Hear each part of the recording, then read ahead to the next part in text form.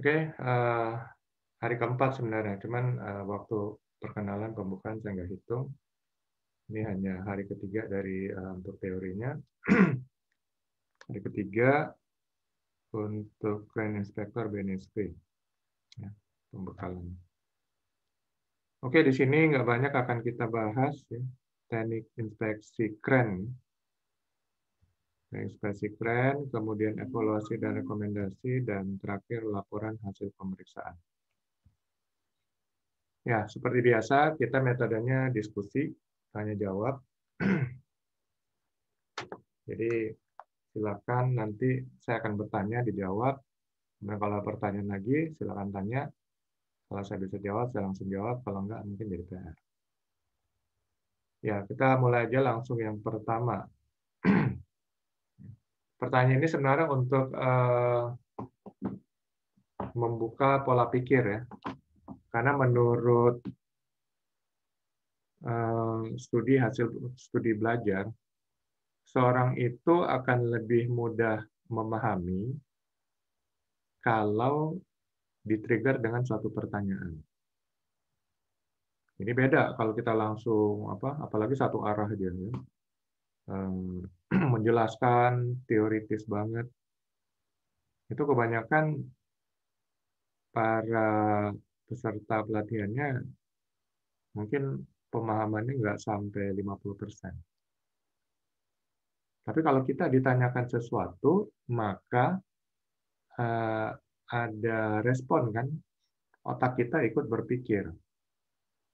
Ya, itu sebabnya pemahamannya bisa lebih cepat.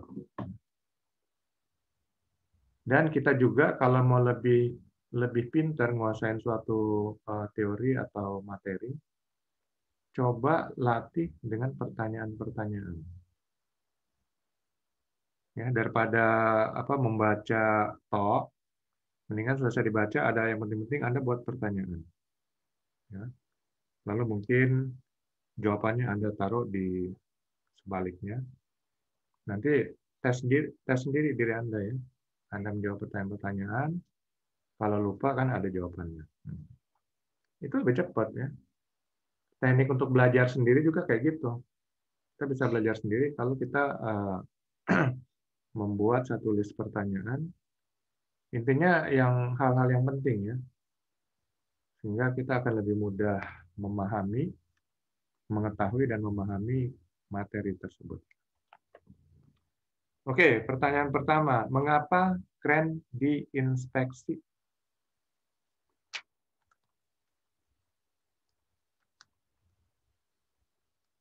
Pertanyaan sederhana ya, kedengarannya bodoh, tapi kadang-kadang kita sebenarnya udah tahu, tapi begitu ditanya jadi OA gitu. Hal latihan ya, latihan menyusun kata-kata.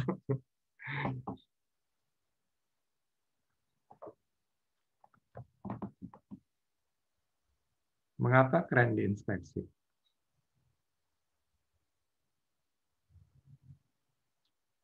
Ini sama aja pertanyaan, mengapa kita makan? Ya. Ya, kita makan banyak faktornya. Kita makan umpamanya supaya kita hidup. Kita makan supaya kita mendapat asupan gizi. Ya. Kita makan supaya kita memperoleh energi ya dari makanan yang kita makan. Cuman kalau kita nggak ditanya kenapa kita makan, seakan-akan itu hal sepele bagi kita. Ya. Jadi sebenarnya kita tahu, tapi saat ditanya itu kita jadi gelagapan. Karena apa yang kita tahu itu, tapi kita sepelekan, jadi akhirnya kita gelagapan sendiri. Benar kan? Oke. Ada yang kayak gitu, ada yang sih enggak memang. Tapi kalau kita latihan dengan membuat pertanyaan, ya kita akan jadi lancar untuk menjawab apa yang kita ketahui. Ya. Mengapa keren diinspeksi? Oke, inspeksi itu adalah pemeriksaan. pemeriksaan dilakukan untuk memastikan segala sesuatu itu berjalan lancar, tertib, ya, sesuai aturan, ya, sesuai standar, sesuai kebijakan, supaya terjadi keharmonisan ya antara satu sama lain. Sehingga dari keharmonisan itu akan timbul kerjasama yang efektif dalam satu organisasi.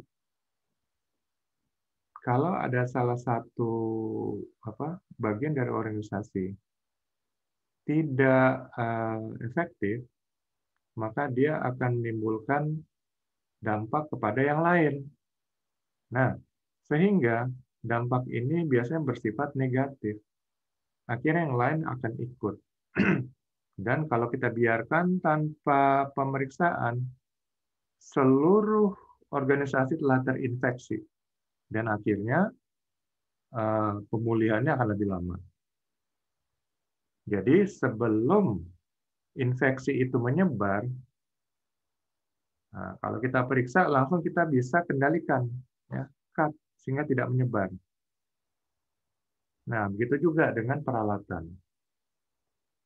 Kalau peralatan tidak diperiksa, mungkin ada satu kerusakan kecil, ya, tapi kalau didiamkan, ini akan berkembang, makin melebar, makin meluas, sehingga dampaknya adalah fatality, kerusakan. Ya. Pemulihannya mungkin butuh waktu, tenaga, dan biaya. Jadi kalau kita sudah identifikasi dari awal, kita bisa cut penyebarannya, sehingga kerusakan itu tidak menyebar. Mungkin juga kren diinspeksi. Kren perlu diinspeksi ya, secara berkala supaya kerennya awet. Karena kita umpamanya menggunakan kren, nggak mungkin hanya untuk setahun. Kita kalau bisa menggunakan kren itu seumur kren itu. Ya. Tapi kalau nggak pernah diinspeksi, ya jangankan setahun ya, 6 bulan aja mungkin udah udah mulai rusak-rusak. Setelah diinvestigasi, wah ternyata operatornya itu kurang kompeten ya, dan kemudian mengoperasikan kren tidak sesuai dengan SOP. Nah, karena nggak pernah diinspeksi kerennya. Jadi kalau diinspeksi kan ketahuan, oh ini masalahnya ini operatornya kurang kompeten, ya harus diberikan pelatihan dulu ya, diuji dulu kompetensinya, sehingga masalah bisa dicegah. Itu perlunya dilakukan inspeksi. Kemudian inspeksi itu juga merupakan bagian daripada regulasi pemerintah, sehingga pemerintah nanti akan mengeluarkan sertifikat izin atau pengesahan pemakaian. Sebenarnya ini bukan double inspeksi ya, tapi pemerintah ikut mengawasi. Jadi nanti selain didata, oh ada kren di sini ya, speknya begini, pemiliknya ini, ya, dioperasionalkan di daerah ini. Jadi ada data dari pemerintah, pemerintah ikut mengawasi. Dan sudah dilakukan pemeriksaan, pengujian, dan ternyata layak pakai, oke, dikeluarkan sertifikat pengesahan pemakaian. Nah, jadi di sini pemeriksaan dan juga bagian dari pengawasan. Nanti Bapak-Bapak sebagai inspektor tidak hanya menjadi bagian pemeriksa, tapi juga ikut menjadi bagian dari pengawasan. Makanya kemarin kan saya tanya, ada pengawasan. Pemeriksaan itu adalah bagian dari pengawasan. Jadi pengawasan dengan lebih detail ya, langsung dengan objeknya. Jadi dengan pengawasan dan pemeriksaan, maka kita bisa mencegah ya, dampak negatif dampak yang tidak kita inginkan dari peralatan kren. Sehingga krennya itu lebih awet. Ya. Kalau krennya awet, perusahaan bisa mencegah terjadinya kerugian. Ya. Kerugian karena harus dilakukan perbaikan, ya. Kerugian karena harus tidak berproduksinya kren, ya, harus masuk ke workshop dan lain sebagainya. Jadi banyak keuntungan-keuntungan kenapa kren diinspeksi. Ya. Cuman tanamkan di dalam image kita bahwa inspektor itu tidak hanya memeriksa 3 bulan sekali, setahun sekali, enggak. Kalau dia bekerja di satu perusahaan, dia juga bagian dari pengawas. Dia akan mengawasi penggunaan kren itu.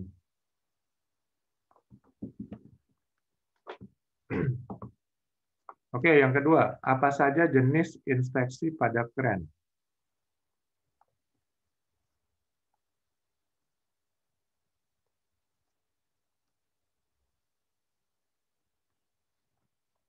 Ya, mungkin ada inspeksi awal, ya.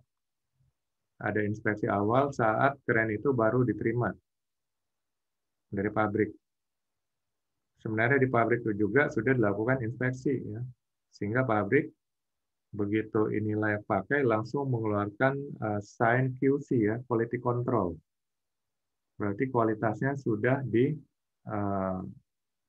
dikontrol, ya, dikendalikan. Nah, saat dibawa ke tempat user, ya, atau konsumennya, maka kenapa perlu dilakukan pemeriksaan awal? Pertama, kita harus mengecek, mungkin ada bagian-bagian, ya, yang mungkin berpengaruh atau ada pergeseran fungsi pada saat dilakukan transportasi pengiriman. Ya. Atau mungkin kerennya itu dibikin dalam build up, ya. Jadi bagian-bagiannya nanti dirakit lagi di konsumen. Nah, setelah dirakit lagi ya harus dicek lagi dong. Apakah fungsinya benar, ya, sesuai dengan waktu diberikan tanda QC quality control oleh pabrik pembuat. Ya, sehingga itulah namanya pemeriksaan awal, ya, dari user. Nah, pemeriksaan awal ini juga akan berhubungan dengan legalitas. Ya, sah tidaknya dia, terdaftar tidaknya dia di pemerintah. Jadi nanti dilaporkan ke Dinas Tenaga Kerja setempat untuk ikut diawasi oleh pegawai pengawas. Lalu kemudian kalau semuanya oke hasilnya, ya, dibuat berita acara, lalu kemudian dibuat laporan. Ya. Nah, laporan hasil pemeriksaan ini dan berita acara hasil pemeriksaan tentunya akan diserahkan kepada Dinas Tenaga Kerja Provinsi setempat, kemudian akan diterbitkan surat izin pengesahan pemakaian. Jadi untuk pemeriksaan awal ini juga untuk memastikan bahwa itu berfungsi dengan benar, itu juga untuk memastikan bahwa legalitasnya, ya, terdaftar di pemerintah. Selanjutnya ada pemeriksaan berkala, yaitu pemeriksaan mungkin 3 bulan, 6 bulan, atau tahun sekali, ya, di tempat pemakaiannya atau di usernya, tergantung SOP yang dibuat, ya. Jadi itu pemeriksaan berkala. Nah, ini juga untuk memastikan bahwa kondisi kren selalu dalam performa yang layak pakai. Tapi untuk legalitas, ya, itu mungkin hanya diminta setahun sekali aja laporannya. Diperpanjang kalau sudah awal sudah dilakukan. Kemudian 2 tahun sekali akan dilakukan pengujian juga, selain pemeriksaan dilakukan pengujian juga. Nah, kalau ada modifikasi, mungkin ada penambahan-penambahan part yang tidak sesuai dengan apa modifikasi awal, maka kren ini harus dilakukan inspeksi menyeluruh lagi. Ya, dilakukan inspeksi menyeluruh untuk memastikan bahwa fungsinya masih sesuai dengan keinginan dan harapan daripada usernya atau pemakainya. Ya, itulah kira-kira jenis-jenis inspeksi pada kren.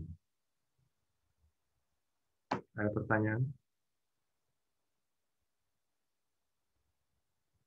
Kalau nggak ada, kita lanjut ke nomor 3. Apa saja temuan yang mungkin ditemukan saat inspeksi kren?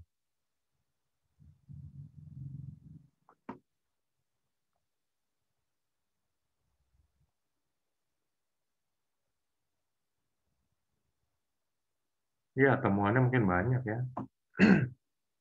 Tapi yang lebih sering adalah yang sering haus itu tentunya yang fast moving part. Itu seperti tali paut bajanya, sling, ya, alat bantu angkat, lalu kemudian motor dan sistem penggeraknya, sistem hidroliknya, lalu mungkin sistem kelistrikannya, ya karena itu bagian-bagian yang vital juga. Jadi itu benar-benar harus dilakukan pemeriksaan yang teliti. Jadi kerusakan-kerusakannya mungkin kalau tali sling ya mungkin dia akan mulai apa? Ada yang mulai mungkin berkarat ya atau dia mulai bergulung-gulung ya, bird cage. Nah, itu berarti SWL-nya sudah berkurang. Dan tergantung daripada SOP yang ada di perusahaan. Apakah kalau kondisi seperti itu harus diganti? Kalau memang masih ingin dipakai, berarti SWL-nya diturunkan. Ya. Tidak 100% lagi, tapi mungkin 90 atau 80%. Tapi kalau SOP-nya mengatakan ya diganti, ya ganti. Cuman dihitung juga ya, budget yang ada dari perusahaan. Biasanya kan perusahaan tahunan sudah melakukan budget. Nah, ini yang harus disesuaikan oleh inspektor juga ya. Hitung-hitungan budgetnya. Jadi jangan sampai karena kesalahan pemakaian, akibatnya fast moving part itu akan cepat rusak, ya, minta penggantian dan sebagainya. Sehingga akhirnya akan menggerus budget yang ada di perusahaan. Ya, itu yang paling sering terjadi mungkin ya, temuan-temuan yang ada di ini. Kemudian lifting gear-nya ya, semua bagian alat bantu angkat itu, apakah itu hook, shackle-nya ya, puil-nya dan sebagainya, itu biasanya sering karena itu akan selalu saat dipakai akan selalu menjadi bagian yang terjadi tekanan ya. Jadi itu benar-benar harus diperiksa, yang mungkin seringkali ditemukan temuan-temuan kehausan ya atau mungkin kerusakan sehingga harus di remove dan diganti. Dan ya kerusakan lainnya mungkin banyak ya. Perhatikan juga hoist drumnya ya. Segi pengamannya juga ada di situ karena dia juga yang menjaga jangan sampai tali seling itu melebihi lalu apa meluncur bebas gitu. Dan juga kalau ada apa kebocoran-kebocoran ya, dari minyak apa hidrolik itu tentu akan bahaya ya. Jadi semuanya harus dicek yang bisa saja jadi temuan-temuan ya. Dan kelistrikannya juga ya. kelistrikan dari kren tersebut, baterai-baterai powernya dan sebagainya. Dan yang jelas juga selain dari kren ya operatornya. Operatornya juga harus benar-benar dipastikan memiliki sertifikasi. Riggernya memiliki sertifikasi. Karena kalau sampai ini ditemukan oleh pengawas dari instansi terkait, maka bukan inspektornya, bukan operatornya, bukan riggernya yang kena sanksi, tapi perusahaan. Ya, operatornya mungkin yang nggak punya sertifikasi ya kena juga, dia nggak boleh melakukan operasional lagi ya untuk jangka waktu yang ditentukan sampai dia sudah memiliki sertifikasi. Ya, jadi teman-teman banyak ya saat mungkin saya dan saya juga yang paling banyak juga memang operatornya itu tidak memiliki sertifikasi. Mungkin nggak menimbulkan bahaya, tapi namanya regulasi tetap harus kita ikutin. Ya. Karena regulasi itu dibuat supaya untuk kepentingan dari perusahaan sendiri juga kan. Menghindarkan kecelakaan. Karena kalau kecelakaan perusahaan pasti rugi. Ya, jadi banyak ya teman-teman lainnya yang mungkin bisa ditemukan. Tapi yang jelas, semakin kita berpengalaman dalam melakukan inspeksi kren, kita bisa semakin teliti, bisa semakin tidak teliti. Tergantung dua hal ini, tergantung daripada spirit kita ya. Biasanya kalau orang sudah kehilangan tantangan, spiritnya jadi lemah. Jadi kita harus menciptakan tantangan-tantangan terus. Saat satu tujuan tercapai, jangan bilang sudah selesai, nggak ada tantangan, akhirnya spiritnya ya semangatnya hilang. Tapi ciptakan tantangan berikutnya. Ya. Bagaimana saya bisa bekerja lebih baik nih sebagai inspektor? Ya. Bagaimana bisa teliti?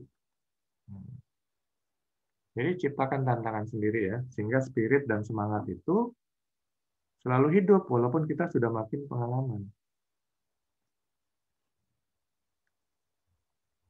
Apa yang harus dilakukan inspektor terhadap temuan-temuan tersebut ya? Ya dilaporkan.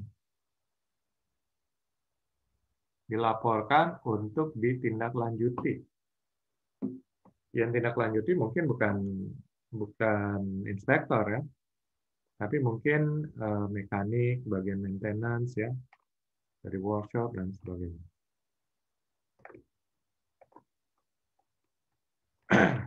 Kemudian yang kelima, apa yang pertama kali dilakukan saat inspeksi kren? Jadi apa yang pertama kali?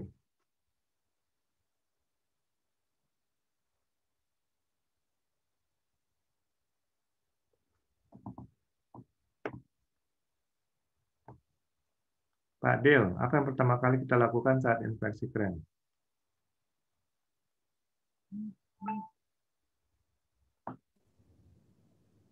Mungkin kita periksa admisi surat-suratnya dulu kali Pak, manual booknya, surat-suratnya kita periksa dulu untuk pertama kali. Ya betul, periksa dokumennya dulu ya. Ya, karena kalau langsung periksa lifting gear-nya ya, periksa mesin motornya. Lah kalau dokumennya nggak lengkap, ngapain diperiksa? Mendingan nggak usah. Ini lengkapi dulu. Jadi barang bodong istilahnya kalau dokumennya nggak lengkap ya. Kita mendingan nggak usah periksa. Karena berarti kita menghalalkan barang ilegal gitu. Karena negara kita negara hukum ya. Jadi jangan sampai ada sesuatu yang ilegal atau tidak memenuhi persyaratan hukum. Jadi periksa dulu dokumennya, ya. Pastikan dokumen-dokumen dari pabrik itu lengkap, ya. Dokumen jual belinya juga lengkap. Kalau disewa ya dokumen rentalnya juga lengkap gitu. Jadi selain itu dokumen-dokumen dari pabrik itu ada apa sertifikat bahan, mungkin untuk krennya atau lifting gearnya, untuk hooknya atau lifting gear. Kemudian sertifikat QC-nya ya, quality control-nya. Lalu manual book-nya harus ada. Dan kemudian ya semualah hal yang dari pabrik pembuatnya, surat jual beli, surat rental. Kemudian dari pemerintah juga ada. Atau kalau ini pertama kali dilakukan, ya berarti ini sembari nanti mengurus untuk izin pemakaian dari pemerintah setempat. Nah, berarti harus disaksikan oleh pengawasnya, ya. Harus diundang ikut menyaksikan saat melakukan inspeksi. Kalau mereka nggak datang, ya itu urusan mereka. Yang penting nanti saat berita acara itu ada disaksikan oleh wakil dari pemerintah. Dan kemudian standar ya, standar apa yang kita pakai, minimal SOP dari perusahaan ada gitu. SOP untuk pemeriksaan, ya, SOP pemeliharaan, itu harus ada semuanya. Kemudian dokumen yang menunjukkan spesifikasi jenis dan dimensi pesawat. Lalu dokumen-dokumen mengenai konstruksi dan komponen-komponen yang menyusun dari kren tersebut. Dan juga ya udah semua prosedur ya yang terkait dengan pemeliharaan dan juga pemeriksaan daripada kren ya. Jadi semua dokumen itu harus lengkap. Itu yang pertama. Karena udah capek-capek meriksa dokumennya nggak lengkap, nggak legal juga kita ya meriksa. Lalu kira-kira yang kedua apa yang kita cek lagi? Ya, komponen pada kren itu Pak, semuanya. Sesuai SOP masing-masing perusahaan biasanya sih langsung ke krennya gitu sih, kayak hook, lifting gear, langsung indikator, kelistrikan. Ya, kita cek semuanya komponen juga klasifikasi kerennya ya. Jenis kerennya kita cek benar nggak sesuai dengan di dokumen. Fungsinya untuk apa nih? Ini keren dilakukan. Apakah untuk industri perkebunan, industri pertambangan, atau migas. Kemudian kapasitas bebannya kita lihat sesuai dengan dokumennya. Kita cek. Lalu kapasitas alat bantu angkatnya.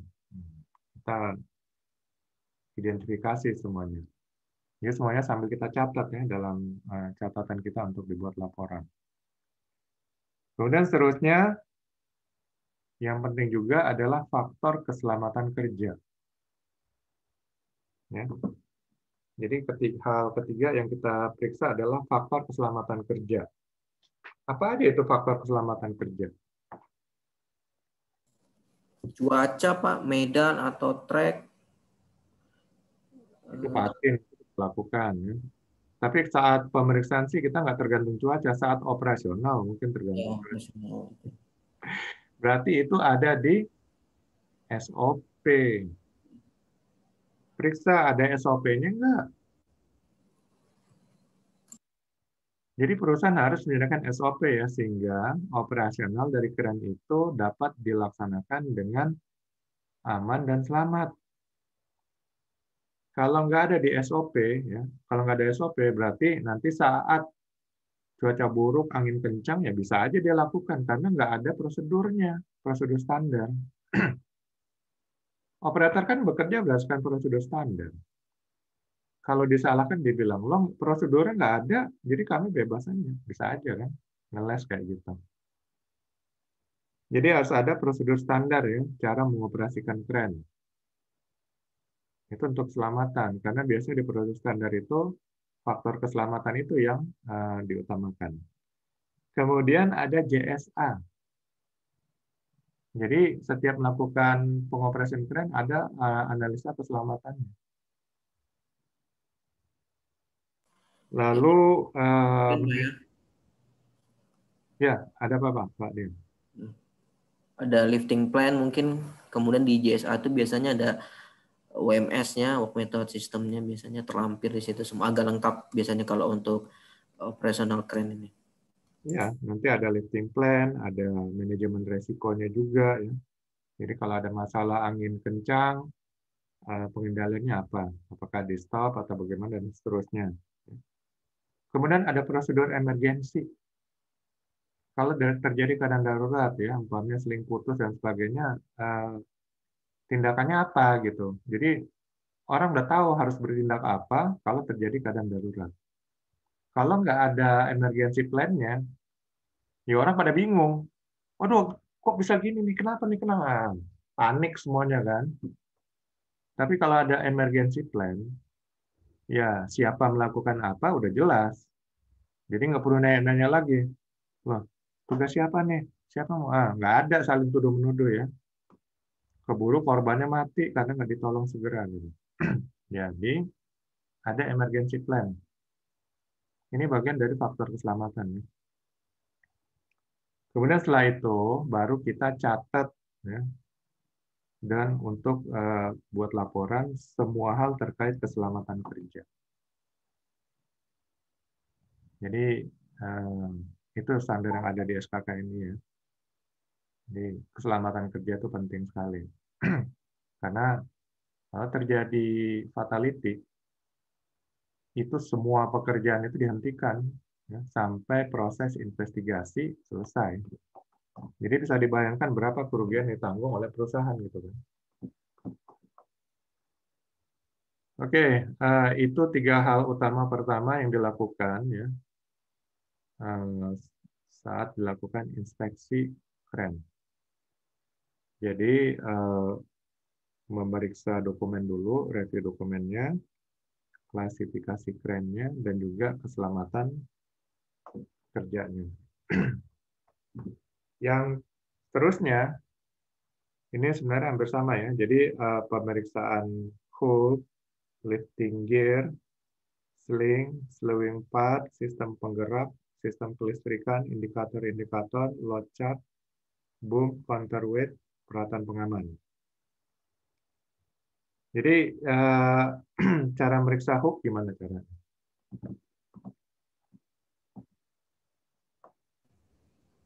Mungkin visual Pak ya, visual kalau memang ya penetran. Ya, jadi kita cek aja visualnya ya. Kalau memang udah ada bolong-bolong ya, atau ada retak, itu harus dilakukan NDT. Itu cukup dengan penetran ya, NDT versi penetran. Sama juga lifting gear. Sebenarnya hooknya bagian dari lifting gear. Ya. Jadi alat bantu angkat. Alat bantu angkat itu mulai dari tali kawat baja mungkin ya. Bisa juga berbagai jenis tali, bisa juga pakai yang dari serat, ya. Webbing. Tapi intinya ya semuanya dipastikan dalam kondisi yang layak pakai. Dan biasanya rigger yang akan melakukan pemeriksaan itu. Tapi saat dilakukan inspeksi ya berarti inspektor ya. Inspektor akan memeriksa semua lifting gear. Karena lifting gear itu harus di-maintain oleh rigger. Jadi kalau lifting gear-nya amburadul ya berarti kita panggil nih riggernya. Ini kenapa gini nih? Ya, nanya dia informasi mengenai semua lifting gear-nya. Ya, termasuk di sini sling ya. Dan semua itu sebelum saat kita melakukan pemeriksaan menurut SKKNI kita harus buat rencana kerja. Rencana kerja, peralatan kerja kita siapkan ya.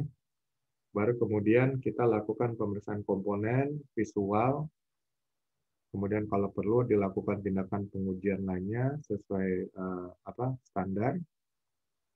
Kemudian kita bandingkan juga dengan manual book-nya ya. Manual book-nya dan juga standar-standar yang dipakai. Jadi nanti sama semuanya ini. Nah, kalau slowing part-nya atau bagian berputarnya nih, bagaimana nih cara ngeceknya?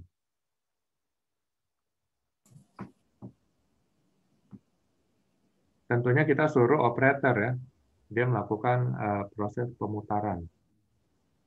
Jadi ada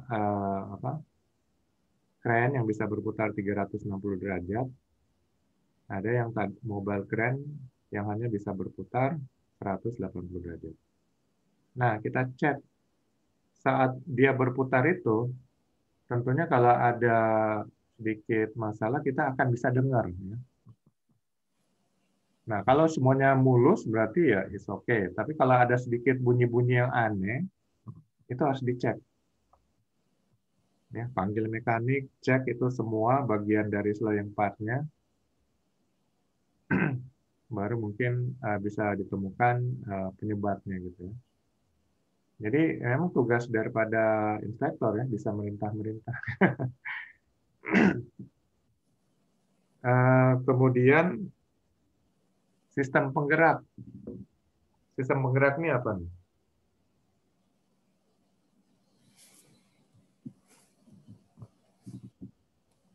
Sistem penggerak itu adalah motor dan ini ya hidroliknya.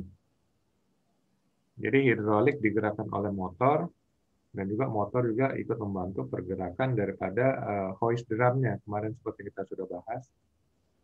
Nah itulah sistem penggeraknya. Terus cara kita tahu itu berfungsi dengan sempurna bagaimana?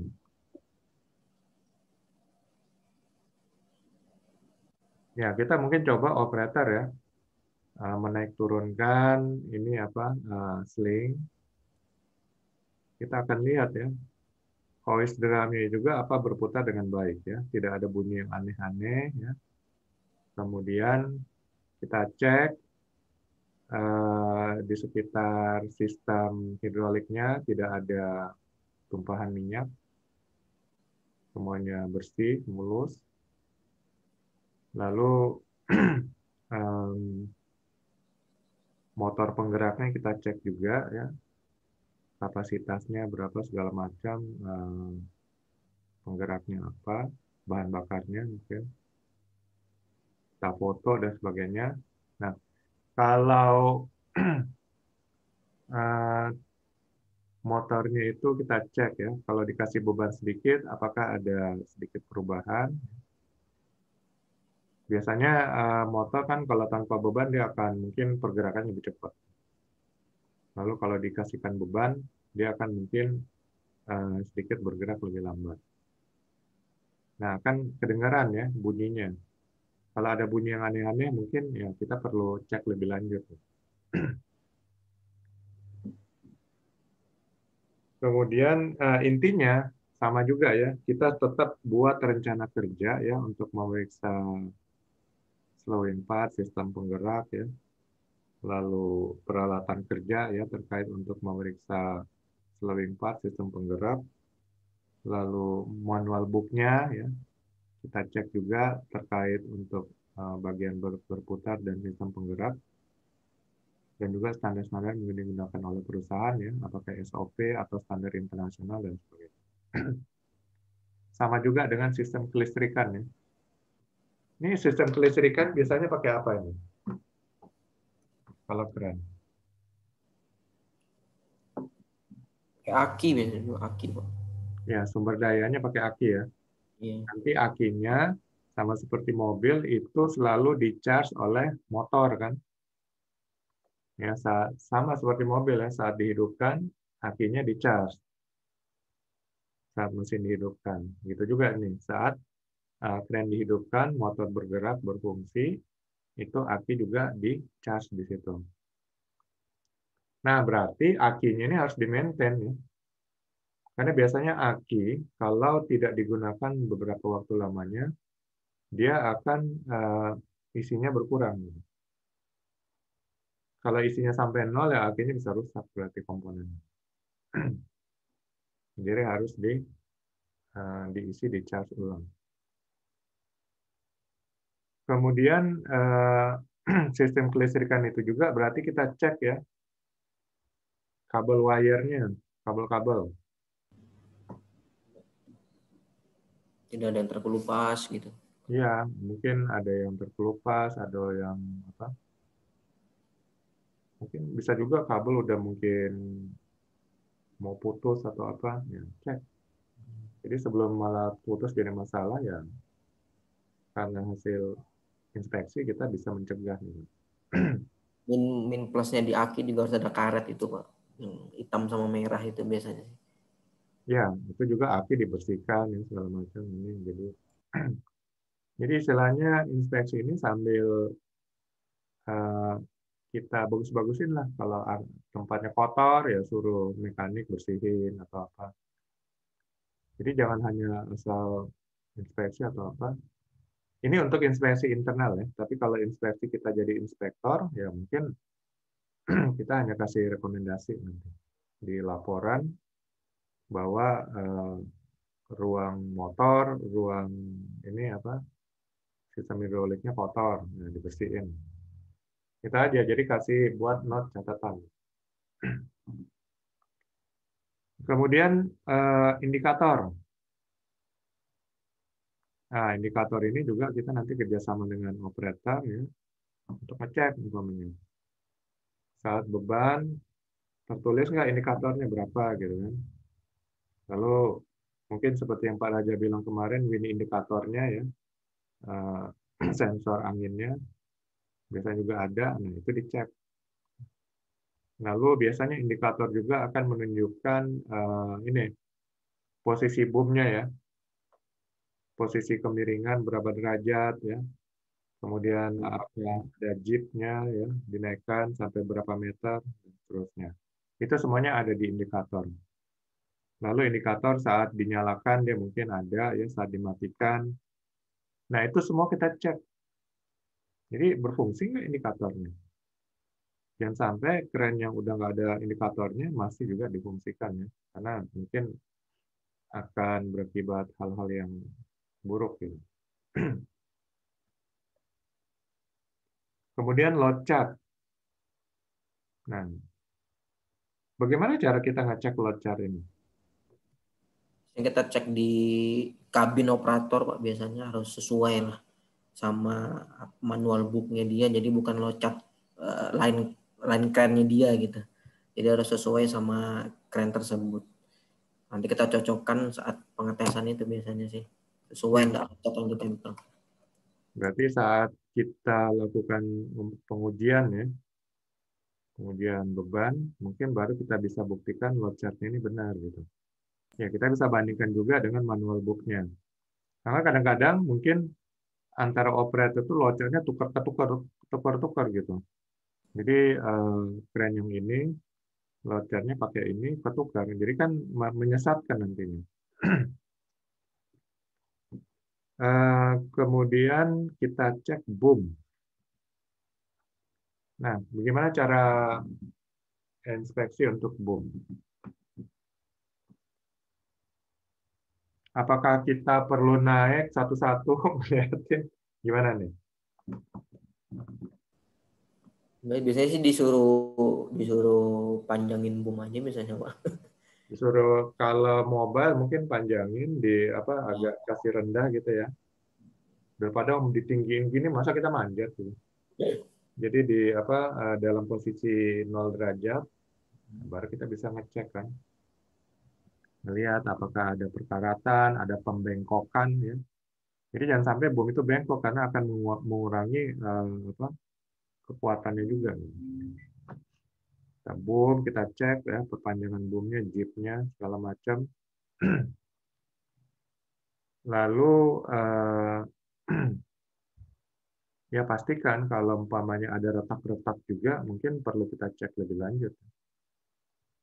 Apakah retak-retak ini akan berpengaruh terhadap kekuatan bom?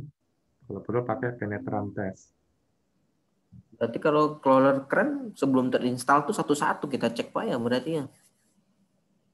Kalau awal. Iya, keluar keren iya awal itu. Kalau awal memang keseluruhan harus kita cek. Jadi cek keseluruhan itu awal, kemudian mungkin 2 tahun sekali, dan seterusnya. Counterweight, apa yang kita cek di sini?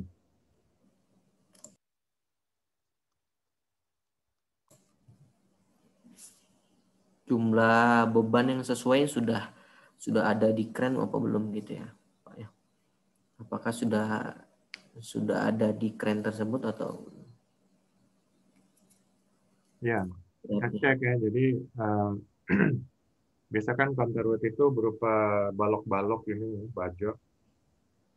beton biasanya juga beton Pak bisa. Beton juga kan, ya. Biasanya kalau tower beton. Nah, apakah benar jumlahnya per beton atau per baja itu beratnya berapa? Jadi eh, kita bisa hitung ya. Nanti kita bandingkan dengan kapasitas daripada eh, kren tersebut. Jadi jangan sampai eh, kapasitasnya umpamanya 20 ton. Berarti kalau kapasitas pengangkatannya 20 ton, counterweight-nya berapa?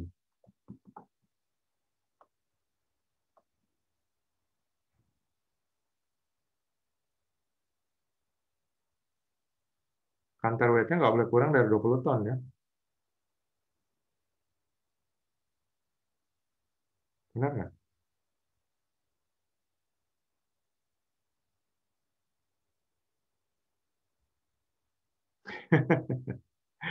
Gimana Bapak? Atau counterweight-nya setengah daripada kapasitas.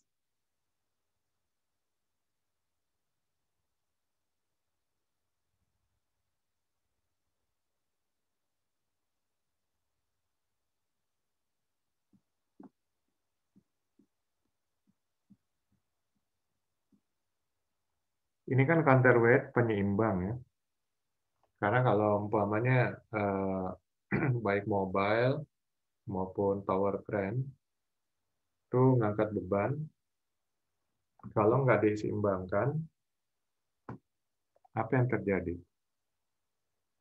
Bisa terjungkit kan dia?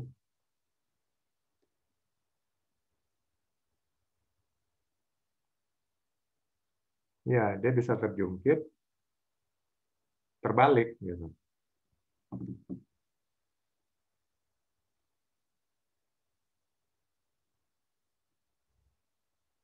Sama kalau tower crane juga kan, di sini titik tumpunya kan, dia sudah hitung sini. Kalau counterweight-nya di sini, berarti kalau bebannya di sini 1 ton, 1 ton plus panjangnya lebih panjang.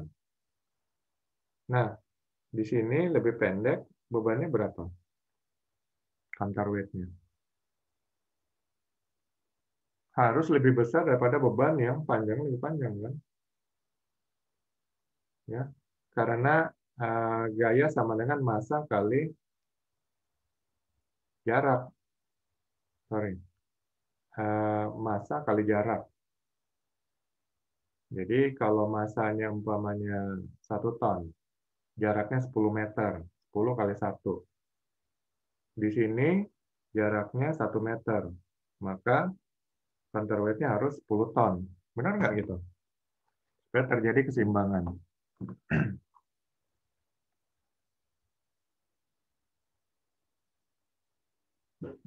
Oke, kalau bingung ya nanti lihat di manual book-nya masing-masing karena mungkin beda-beda ya, tergantung desain struktur daripada apa kerennya.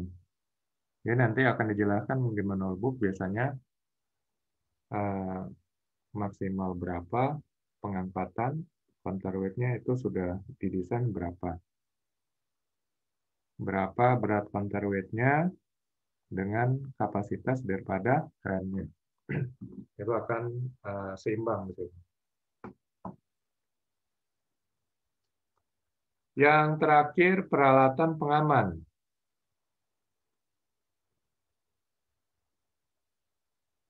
Seperti device biasanya nih Pak.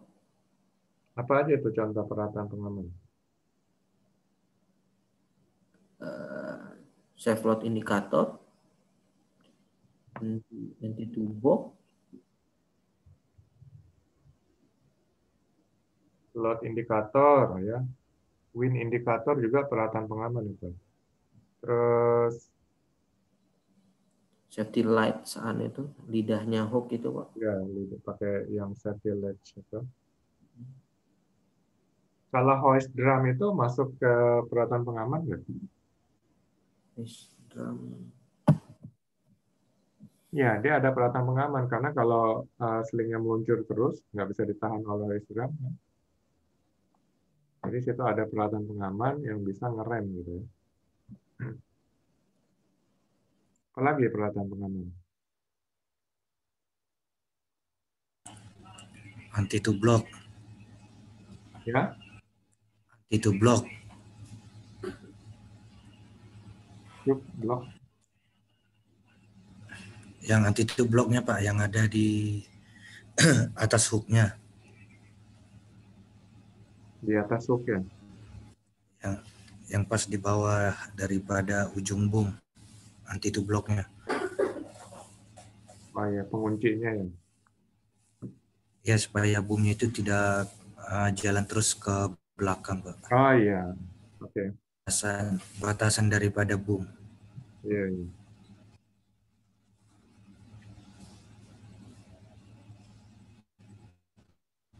Terus apa lagi ya peralatan pengaman?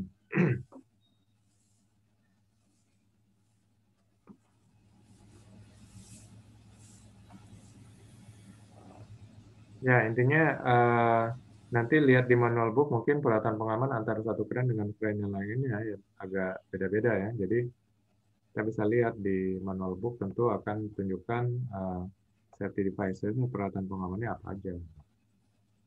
Sehingga kita bisa cek satu-satu, biasanya juga udah ada gambarnya posisinya di mana aja. Ini benar-benar harus dipastikan peralatan pengaman dalam fungsi yang berfungsi dengan baik ya. Namanya juga pengaman. Kalau pengaman nggak berfungsi ya berarti resiko. Oke, intinya kembali sesuai dengan standarnya, siapkan rencana kerja untuk memeriksa semua bagian-bagian ini, peralatan kerja terkait bagian-bagian ini, lalu manual book kita bandingkan, siapkan standar yang dipakai perusahaan, SOP apa mungkin. Nah, semuanya ini menjadi uh, alat bantu kita dalam melakukan pemeriksaan ya, mulai dari hook, lifting gear, sling, slewing part, sistem penggerak, sistem kelistrikan, indikator-indikator, load chart, boom, counterweight, dan peralatan pengaman.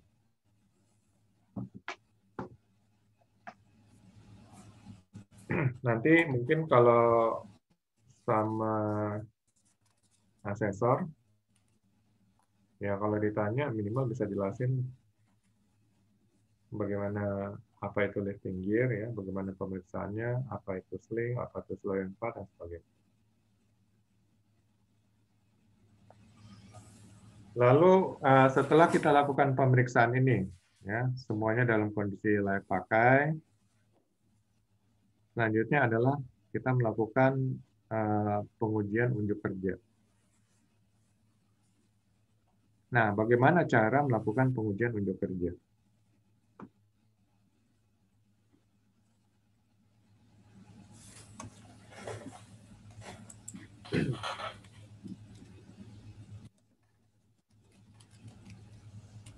Pertama tentu aja persiapan ya. Persiapan kita lakukan apa aja?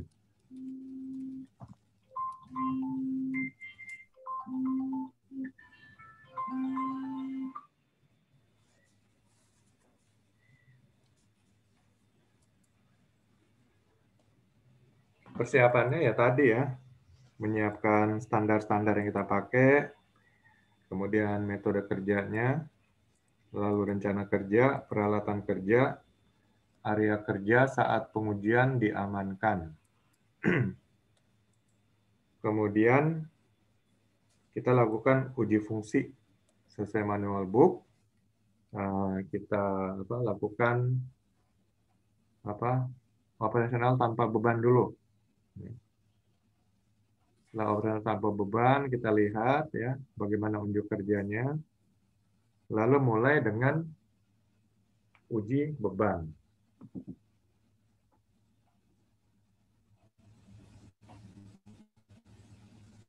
Jadi uji beban sesuai standar bisa sampai 125% SWL. Tapi sebenarnya 110% juga sudah cukup ya.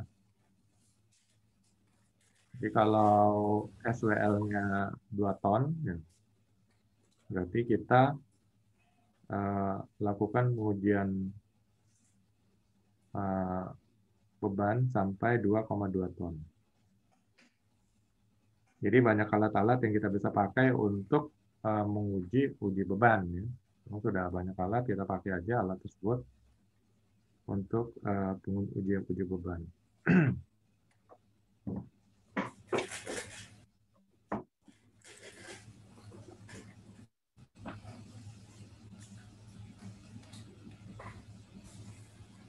Oke, ada pertanyaan sampai sini? Dari keseluruhan sudah kita bahas di sini.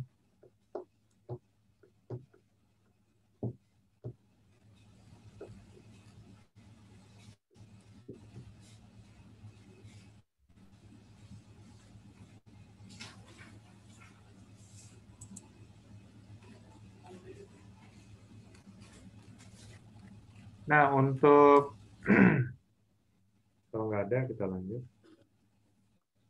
Sekarang evaluasi dan rekomendasi ya. Jadi setelah kita semua dapat data-data hasil pemeriksaan ya, data-data hasil pengujian, bagaimana kita lakukan analisa evaluasi? Apa yang kita analisa dan apa yang kita evaluasi?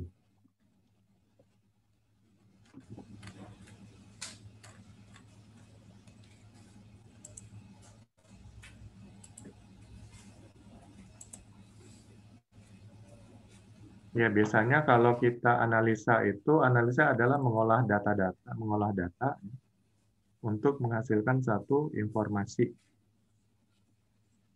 Jadi semua data itu kita olah, sehingga sesuai dengan informasi apa yang diinginkan. Makanya data-data hasil pemeriksaan sistem penggerak. Oke, telah dilakukan pengujian, menghidupkan motor dan sebagainya. Lalu pengecekan sistem penggeraknya, sistem hidroliknya dan segala macam. Ya. Semuanya berjalan sesuai dengan petunjuk dari manual book.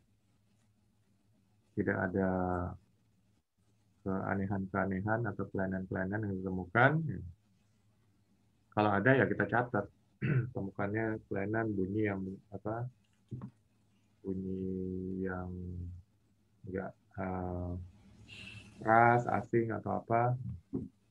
Lalu dilakukan pemeriksaan lebih lanjut. Ternyata ditemukan ada ganjelan atau apa dan seterusnya. Ya, di sini kita baru melakukan evaluasi dan analisa ya. Belum memberikan rekomendasi. Nah, setelah semuanya kita laporkan seperti itu, kita analisa, evaluasi, mungkin kita bisa memberikan rekomendasi. Dan hasil rekomendasi kami adalah sistem penggerak berfungsi dengan baik. Nah, itu contohnya. Atau kalau ada masalah, hasil rekomendasi kami adalah sistem penggerak perlu dilakukan pemeriksaan ya, oleh mekanik yang kompeten untuk memastikan bahwa bunyi-bunyi yang aneh itu bisa ditemukan penyebab. Jadi gitu aja, kalau kita memang mencari sesuatu yang anomali gitu ya, sesuatu yang di luar mungkin dari fungsi normalnya. Kalau memang ada sekecil apapun laporkan ya, rekomendasikan untuk mungkin dilakukan pemeriksaan lebih lanjut. Karena kalau kita ada menemukan suatu keanehan lalu kita rekomendasikan itu baik, nggak akan ada tindakan lebih lanjut, dan kalau ada apa-apanya ya kita yang akan diminta pertanggungjawaban.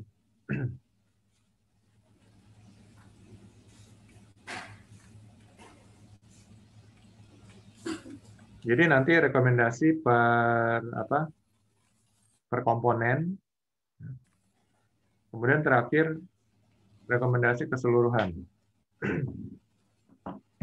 Rekomendasi keseluruhan umpamanya kami rekomendasikan kren ini layak untuk dioperasionalkan, atau kami rekomendasikan kren ini layak untuk dioperasionalkan dengan catatan, ya, dengan catatan perlu dilakukan pemeriksaan lebih lanjut terhadap sistem penggerak, ya, atau mungkin sistem kelistrikan dan seterusnya. Karena gini. Nah, jadi jangan mau cepat. Oh, oke. Jadi inspektor harus benar-benar detail dan teliti. Fokus, detail, teliti, ya, konsentrasi. Karena tanggung jawabnya besar, ya. Tanggung jawab besar. Kalau ada apa-apa ya bertanggung jawab gitu. Dan kalau tidak bisa memenuhi tanggung jawabnya dan melakukan hasil pemeriksaan yang salah, namanya juga jadi cacat gitu kan. Saya bisa di blacklist.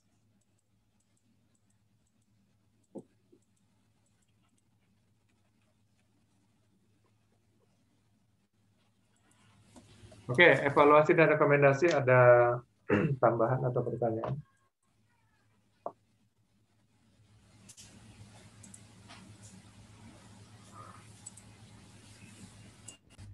Pak Mario. Ya, silakan. Ini nanti berkaitan juga dengan apa ya, bentuk-bentuk evidennya ya, daripada data hasil analisa, terus kemudian evaluasi, terus kemudian rekomendasi kan. Jadi ada sesuatu yang dituangkan lah gitu kan, terus kemudian juga dipahami oleh ya katakanlah PIC dari si keren itu sendiri gitu ya, baik si pemilik kemudian operator atau yang lainnya gitu ya. Ya, jelas. Jadi kita melakukan analisa itu berdasarkan evidence data-data yang kita temukan. Ya. Kalau perlu mungkin kita foto, ya, sehingga saat membaca laporan itu lebih jelas gitu.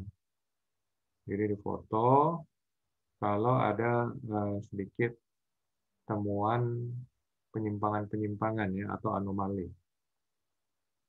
Jadi di sini foto buktinya, sehingga dari hasil rekomendasi kita bisa memberikan rekomendasi untuk tindakan lebih lanjut terhadap satu komponen, ya, di mana dari hasil pemeriksaan tindak lanjutnya untuk mungkin mengetahui penyebab daripada suatu penyimpangan atau anomali yang kita temukan gitu. Ya biasanya nanti akan ditindaklanjuti oleh mekanik, ya, bagian mekanik atau workshopnya. Dan setelah diperiksa mungkin dari mekanik bisa ditemukan ya penyebabnya dan bisa di closing case-nya, atau bisa tidak ditemukan hasil kecurigaan kita dan dianggap itu sesuatu yang tidak menimbulkan dampak, ya, hasil kecurigaan kita itu. Ya, jadi jangan langsung semuanya oke gitu ya. Nggak semudah itu dalam melakukan pemeriksaan. Karena yang namanya pemeriksaan itu pasti butuh waktu. Jadi kalau ada yang melakukan secepat kilat, ya, dia bukanlah Superman atau The Flash. Bisa melakukan sesuatu dengan cepat.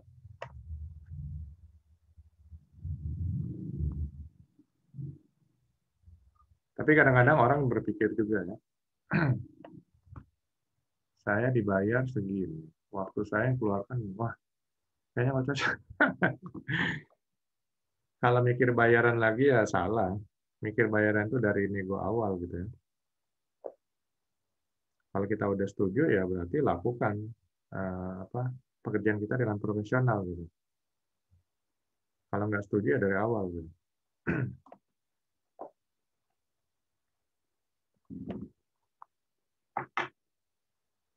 Oke, ada tambahan lagi lainnya?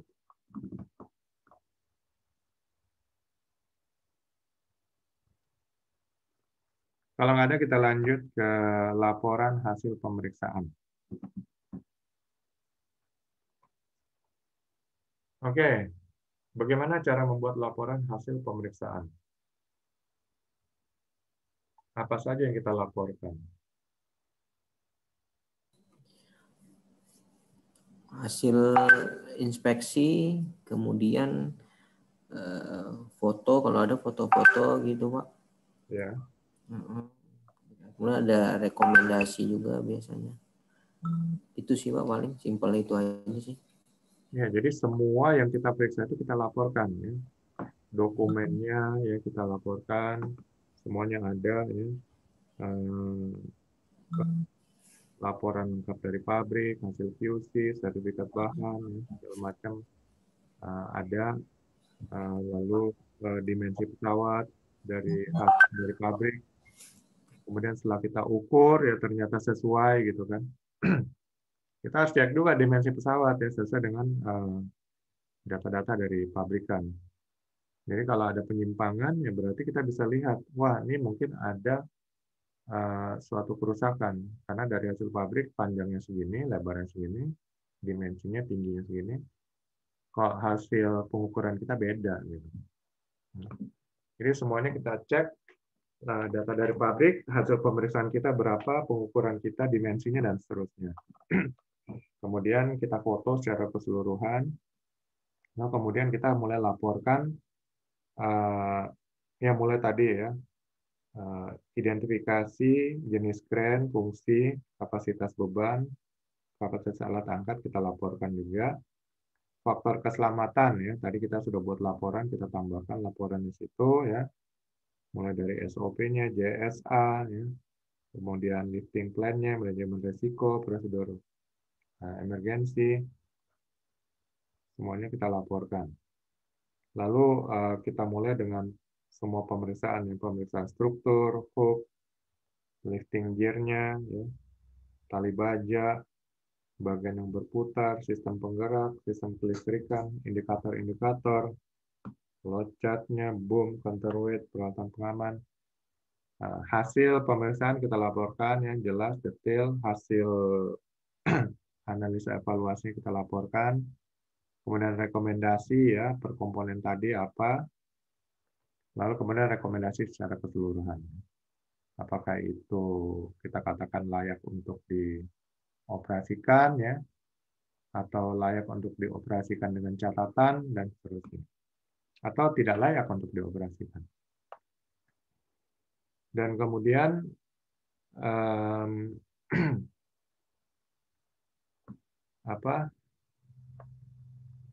nanti laporan hasil pemeriksaan ini ya kita buat mungkin berapa rangkap ya. Kita akan buat kepada manajemen, kita buat ke dinas terkait, lalu mungkin jadi arsip buat kita sendiri. Nah, biasanya kalau untuk instansi terkait dilampirkan juga berita acara ya. Berita acara hasil pemeriksaan yang ditandatangani oleh pihak perusahaan, oleh inspektor, oleh pengawas. Karena nanti dari berita acara plus lampirannya ini hasil pemeriksaan, itulah bisa diterbitkan surat atau sertifikat pengesahan pemakaian.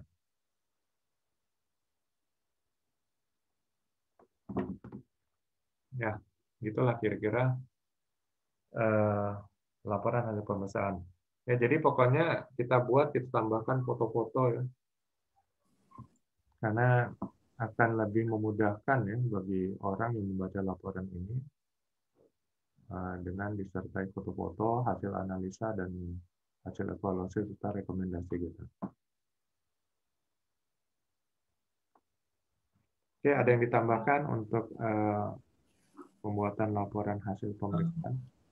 Kalau di Pertamina khususnya HSE Pak ya, dia cuma 1 lembar aja sih formnya itu. Lebih banyak ke QC dan HSE juga nggak lebih nggak spesifik juga ini checklistnya. 1 lembar isinya apa nih? 1 lembar dia terbagi Pak, ada dokumen, kemudian ada mesin, boom, ada section track, elektrik, kemudian safety device, puli, kemudian sama turntable gitu. Baru nanti ada kesimpulan dia, ada tanda tangan QC, HSE sama kontraktor biasanya. 3 tanda tangan, Pak. Kalau menurut saya itu mah checklist. Iya, HSE gini, Pak.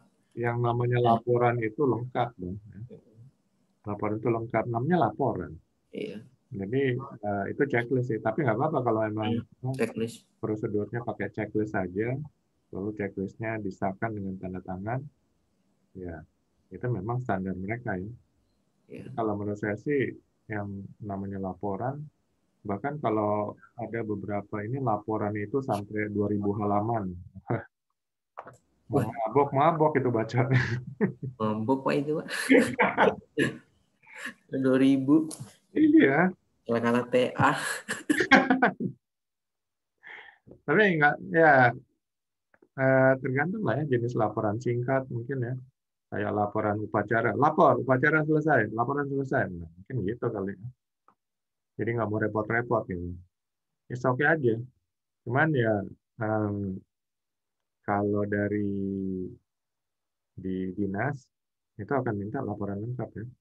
Karena detail-detailnya, ya. Hasil pengukurannya berapa, segala macam, ya. Rekomendasi dan sebagainya. Nah, ya, mungkin itu internal Pertamina seperti itu, oke aja. Ya, tapi kalau laporan ke instansi, ya itu harus detail. Ya. Karena mereka akan diminta pertanggungjawaban juga. Loh, kenapa laporan cuma segini dan Anda setujuin gitu? Anda nggak periksa dong berarti kan? Ya itu mungkin beda-beda standarnya, masing-masing punya kebijakan masing-masing.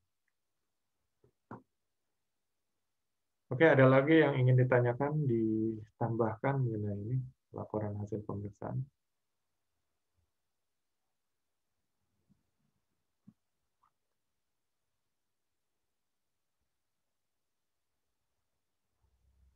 Kalau di tempat Pak Rois dan Pak Raja gimana Pak? Bentuk laporannya? Ya, saya nambahkan aja Pak ya. Jadi kalau di kita itu kan ada yang namanya katakanlah ini unit sebelum masuk nih Pak, keren sebelum masuk itu ada namanya premop inspeksi gitu. Jadi nah, kayak kasus yang kemarin kita bedah itu, katakanlah unitnya di mana kemarin, di Bekasi atau di mana itu kan. Ya udah kita lakukan dulu premop inspeksinya ya kan. Benar memang kita juga ada checklist seperti itu, cuman kalau yang sifatnya premop itu nanti kita akan rilis juga semacam berita acara pemeriksaan. Jadi di situ nanti ada hasil-hasil temuan, terus kemudian ada kesepakatan untuk memenuhi ya atau mekanisme closingnya seperti apa. Katakanlah ada temuan gitu nanti harus di closing di tanggal berapa gitu kan. Jadi komunikasinya tetap jalan walaupun premop itu sudah dilakukan.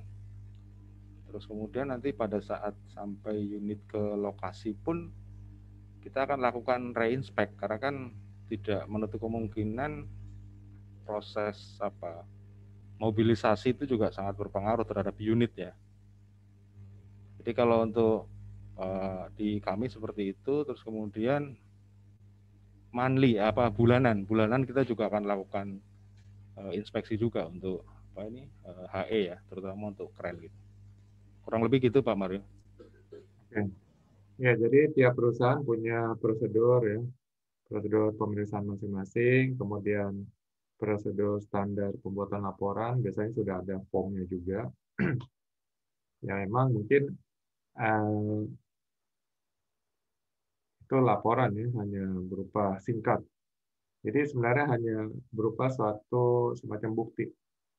Bukti diketahui ini, oke. Nah, yang saya jelaskan tadi adalah laporan detail. Jadi memang benar, kalau ada 1000 kren, masing-masing laporan detailnya isinya 100 halaman, mabok juga kan bacanya. Jadi mungkin ada laporan detail, ada laporan singkat, ini sehingga kalau pengawasnya tinggal cek aja, oh ini oke, masalahnya apa nggak ada ya, tanda tangan. Jadi seperti itu. Jadi masing-masing tinggal buat aja standar form laporan, supaya kita jangan kehabisan waktu hanya untuk membaca detail yang sebenarnya nggak perlu. Tapi untuk bagi inspektor, kalau menurut saya sih, dia simpan yang laporan detailnya. Karena nanti suatu saat kalau dia ditanyakan ada apa-apa, saya udah buat laporan kok detailnya ini begini. Nah, dia kan bisa tunjukkan. Tapi kalau untuk manajemen, ya mereka nggak perlu yang terlalu detail. Mereka hanya perlu yang proof ya, pembuktian. Oke, ini apa-apa. Kalau ada masalah, mungkin tindak lanjut segera seperti apa, langsung di ini, biar langsung mekanik atau workshop langsung periksa lebih lanjut dan sebagainya. Ya, karena pekerjaan lainnya banyak, bukan hanya meriksa satu kren gitu. Jadi oke, saya setuju gitu ya. Kebayangkan kalau ada 1000 kren harus periksa tiap hari, baca puluhan lembar, mabok gitu. Oke, terima kasih Pak Adil dan Pak Rois atas informasinya. Untuk detail di masing-masing memang beda-beda. Dan bagi sebagian orang, membuat laporan itu kadang-kadang susah ya, karena mereka orang lapangan. Orang lapangan biasanya nggak suka itu dengan hal-hal yang berbentuk dokumen. Nah, tapi kalau seorang inspektor harus membiasakan diri dengan dokumen. Ada tuh orangnya, kalau di lapangan sih emang jago, tapi kalau udah ketemu dokumen mabok deh. Nggak mau deh, dia nggak mau terlalu hal-hal yang detail kayak gitu. Nah, cuman ya kalau inspektor dituntut harus bisa ya, bisa bekerja dengan dokumen. Karena itu bagian daripada tugas inspektor. Kan buat laporan juga.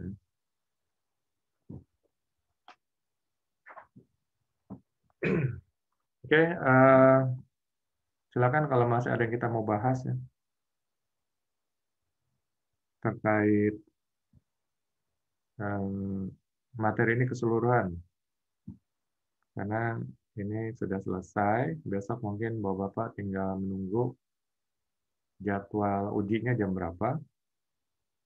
Biasanya mereka akan pakai jadwal WIB ya, karena memang pengujinya juga dari Bandung. Jadi kalau Pak Dil, itu harus tambahkan 1 jam. Jadi sekitar 9:30 Pak ya. Mungkin mulainya gitu. Kan di jadwal 8:30 itu WIB. Oh, udah dikasih jadwalnya? Sudah Pak di grup. Saya malah nggak update.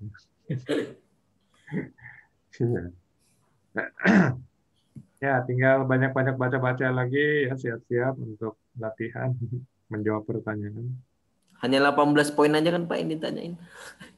Ya, sesuai unit kompetensinya yaitu. Karena asesor kan cek ya, unit kompetensi ini kompeten atau enggak. Jadi semuanya dia akan lihat. Dia akan cek.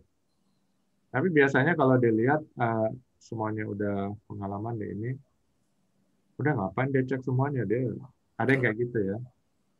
Jadi semuanya berdasarkan hasil pendapat daripada asesor. nanti mungkin akan diperiksa oleh dewan apa? Dewan dewan sertifikasi. Biasanya akan memutuskan apakah ini mereka ngikutin apa rekomendasi asesor atau enggak. Jadi prosedurnya seperti itu nanti di LSP. Tapi biasanya apa yang sudah direkomendasikan oleh asesor, dewan sertifikasi sih oke aja.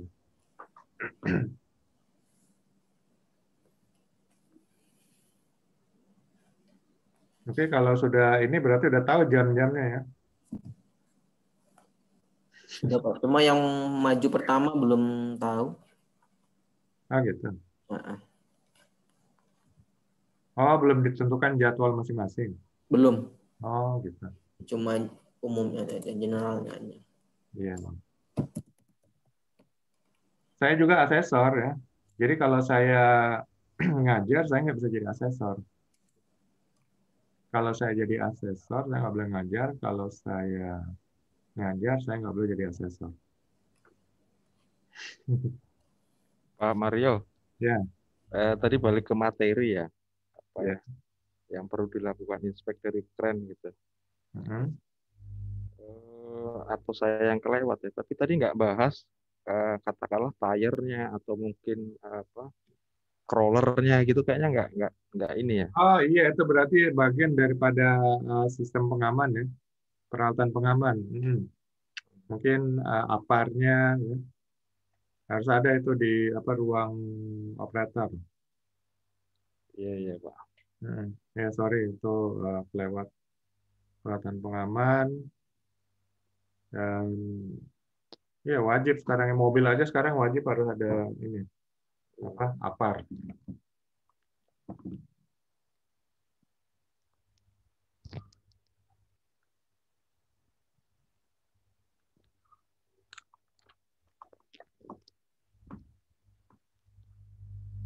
Terus Karena ini kejadian kan mobil tiba-tiba ada apa? Ada titik api, buah kelabakan. Kalau ada apar kan langsung udah selesai. iya iya Pak betul.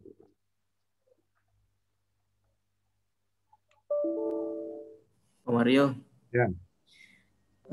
ketika kita jadi inspektor, apakah ada yang bisa bagian-bagian misalnya ada temuan, itu ada yang bisa kita toleransi nggak Pak? Kira-kira.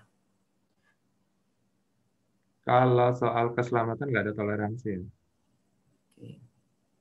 Kalau mungkin Kalau kalau indikatornya ada yang rusak, terus nggak akan mempengaruhi faktor keselamatan, boleh aja jalan ya. Tapi kalau yang berhubungan dengan faktor keselamatan, umpamanya load apa indikator beban, kayaknya menurut saya sih jangan.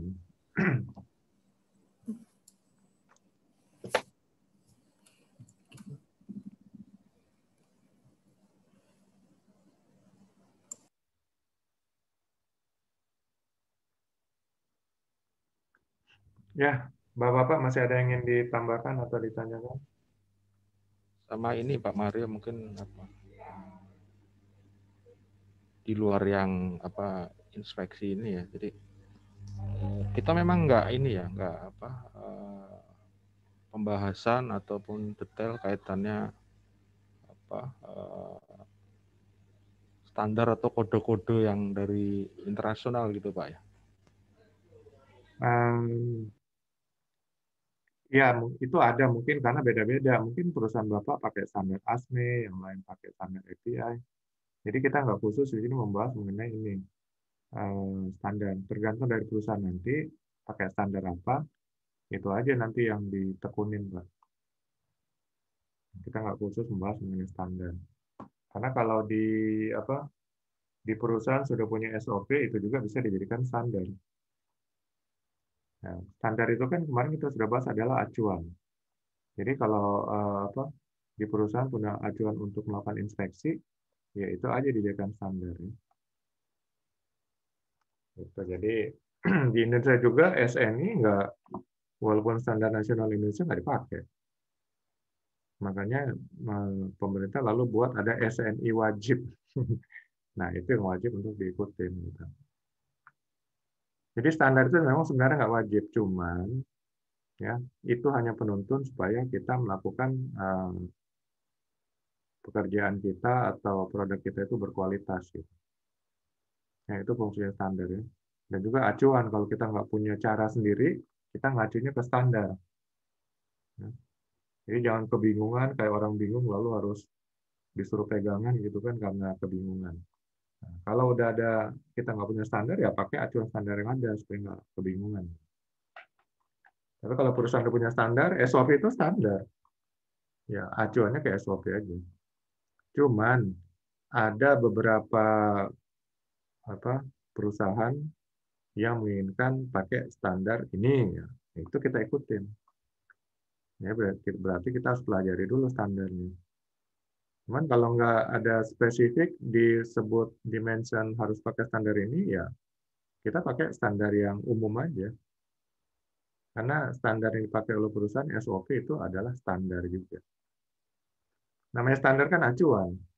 Jadi bagaimana kita memeriksa acuannya, kalau sudah ada, ngapain harus pakai yang lain?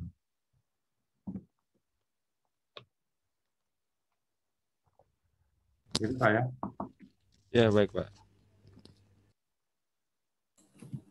Pak Mario besok bisa sambil lihat ini kan, waktu ditanya bisa sambil lihat materi kan. Oh nggak boleh.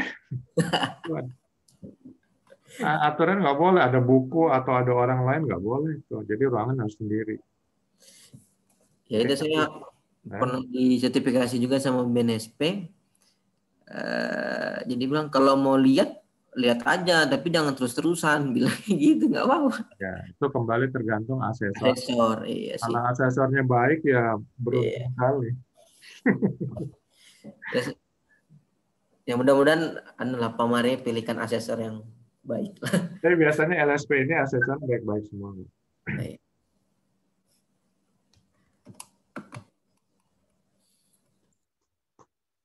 Dan kuncinya sih kita nggak usah ngotot-ngototan dengan asesor ya.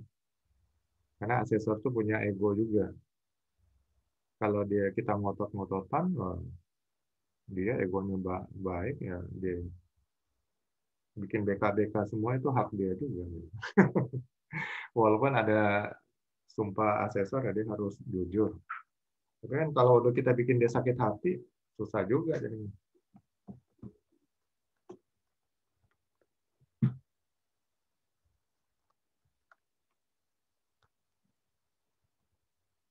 Nanti Bapak kan saya juga lagi bikin LSP ya. Kalau Bapak mau ikut jadi asesor juga boleh. Nah, iya zaman kedepannya nanti asesor akan banyak loh. Jadi kita bisa boleh melakukan assessment berdasarkan skillnya kita ya. Jadi kita udah punya skill BNSP apa, mungkin kita bisa melakukan assessment di bidang itu. Asal kita udah terdaftar sebagai asesornya BNSP. Oh, otomatis Pak ya, begitu inspektor keren ini kita ambil, sudah Ya. bisa jadi asesor gitu. Nah, kalau kita udah ngambil asesor BNSP, kita bisa nguji juga di bidang ini. Oh, berarti sertifikasi lagi gitu Pak ya? Ya. Ya, kalau Bapak udah ngambil asesor BNSP, udah lulus, Bapak-Bapak bisa nguji di bidang yang Bapak sudah kompeten. Nanti punya sertifikat BNSP apalah yang lain lagi, bisa nguji di bidang itu.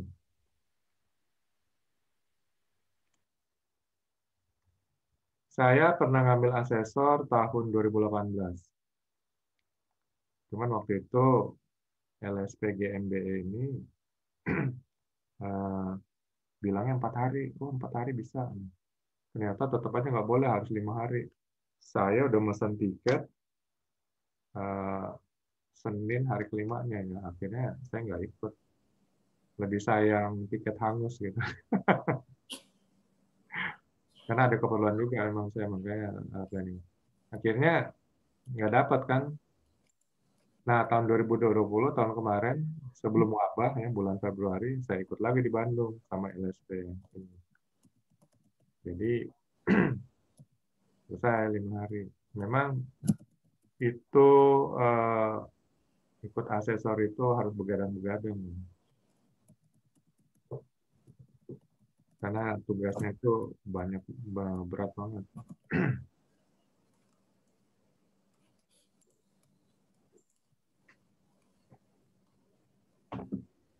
Oke, kalau ya makanya menurut saya sih kita udah kompeten ya, tingkatkan jadi asesor ya, jadi sehingga kita bisa melakukan assessment kepada menguji orang.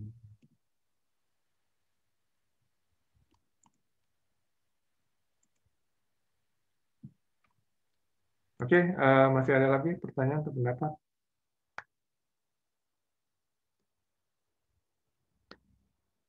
Kalau nggak ada, saya doakan semoga Bapak-Bapak semuanya langsung lulus. Nah, cuman tetap jaga kondisi, karena kalau kita sedang kondisi kurang fit, konsentrasi pun nggak akan gitu maksimal ya, sehingga dalam menjawab pertanyaan jadi kurang efektif. Jadi jaga kondisi, jadi pas jam ujiannya itu bisa menjawab dengan tepat, efektif. Oke, baik Bapak-Bapak. Selamat ujian besok. Semoga langsung lulus. Dan sukses ya di tempat kerja masing-masing. Salam sehat selalu. Amin. Terima kasih Pak Mario. Sehat juga Pak Mario. Ya, terima kasih Pak. Selamat siang Pak. Amin. Terima kasih Pak Mario. Nggak ada apa-apa, nanti kita komunikasi di WA. Siap.